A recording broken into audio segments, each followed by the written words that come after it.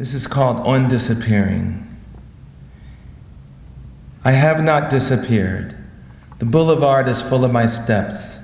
The sky is full of my thinking. An archbishop prays for my soul, even though we met only once, and even then he was busy waving at a congregation. The ticking clocks in Vermont sway back and forth as though sweeping up my eyes and my tattoos and my metaphors, and what comes up are the great paragraphs of dust, which also carry motes of my existence. I have not disappeared.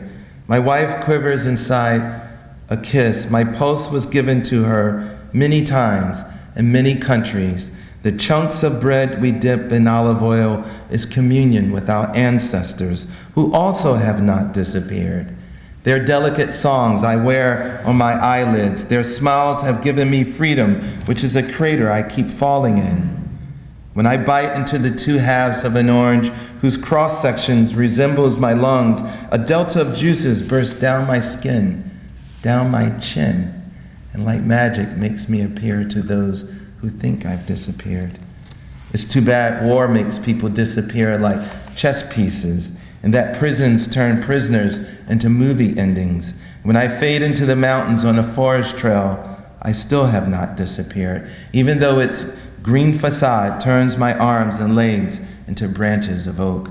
It is then I belong to a southerly wind, which by now you have mistaken as me, nodding back and forth like a Hasid in prayer, or a mother who has just lost her son to gunfire in Detroit.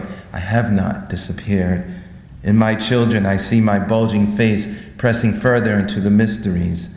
In the library in Tucson, on a plain above Buenos Aires, on a field where nearby burns a controlled fire, I'm held by a professor, a photographer, a general.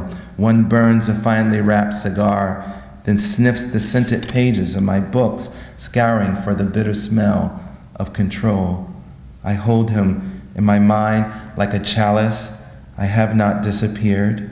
I swish the amber hue of lager on my tongue and ponder the drilling rigs in the Gulf of Alaska and all the oil-painted plovers. When we talk about limits, we disappear. In Jasper, Texas, you can disappear on a strip of gravel. I'm a life in sacred language. Termites toil over a grave, and my mind is a ravine of yesterdays.